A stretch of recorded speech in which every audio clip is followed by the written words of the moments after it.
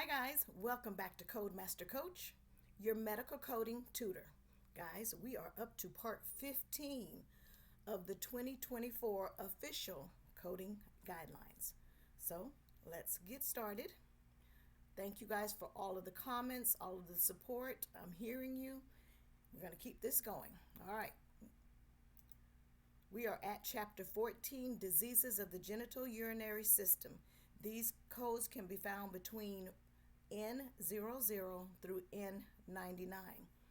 So again, we're talking mainly about chronic kidney disease, CKD.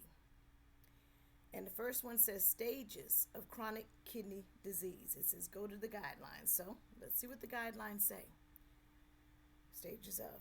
The ICD-10-CM classifies chronic kidney disease based on severity. How severe is the patient's CKD? The severity of chronic kidney disease is designated by stages 1 through 5.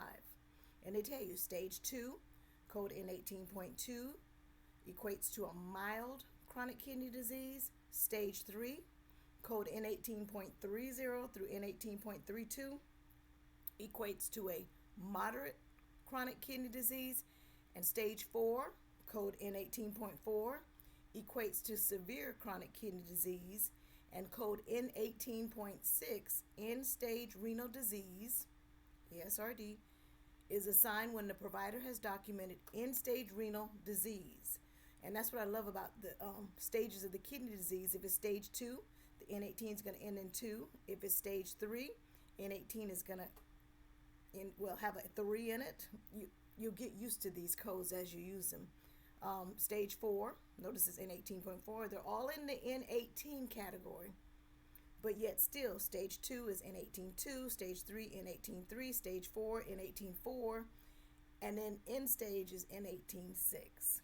Now, if both a stage of chronic kidney disease and end stage renal disease are documented, then just assign code N18.6.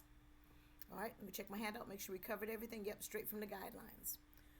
2 is on chronic kidney disease and kidney transplant status. So let's go to that one, number 2.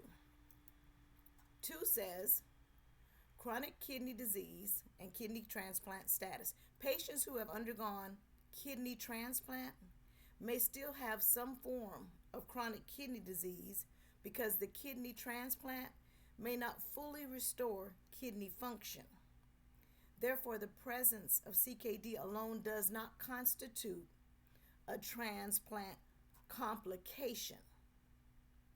Assign the appropriate N18 code for the patient's stage of CKD and code Z94.0 for kidney transplant status.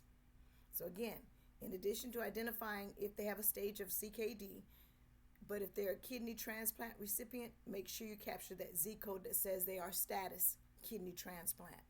And if a transplant complication such as a failure or rejection or other transplant complication is documented, it refers you to guideline 1C19G for information on coding complications of a kidney transplant. But if the documentation is unclear as to whether the patient has a complication of the transplant, then query the provider. And I made a note because I went to that guideline, 1C19G, and it refers you to 1B16 on documentation of complications. Now remember, this guideline, 1B16, says code assignment is based on the provider's documentation of the relationship between the condition and the care or procedure unless otherwise instructed by the classification. The guideline extends to any complications of care regardless of the chapter the code is located in. It's important to note that not all conditions that occur during or following medical care or surgery are classified as complications. There must be, and I'm going to highlight this, there must be a cause and effect relationship between the care provided and the condition. Make sure I highlight that. There must be a cause and effect relationship between the care provided and the condition, and the documentation must support that the condition is clinically significant. it is not necessary for the provider to explicitly document the term complication. So if you can find where a cause and effect relationship did happen, then fine, you can code it that identifies complications of it. All right, let me make sure I'm covering everything from that guideline. Yes, okay, we're at 3, chronic kidney disease with other conditions. And I just say go to the guidelines. So patients with chronic kidney disease may also suffer from other serious conditions, most commonly diabetes mellitus and hypertension. The sequencing of the chronic kidney disease code in relationship to codes for the other contributing condition is based on the conventions in the tabular list. So I thought that was interesting. So what I did is I made a copy of my alphabetic index, because remember, one, I always tell my students, love your code book and it will love you back with the right answer. And get to know it like you want to know somebody else. When you're trying to learn somebody, you spend time with them, you get to know them, you know your code book.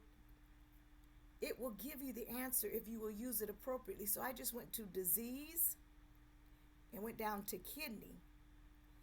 And then look, here are your stages. But if it's hypertensive, it tells you C, hypertension. We know it's a main term, capital H, and then subterm kidney.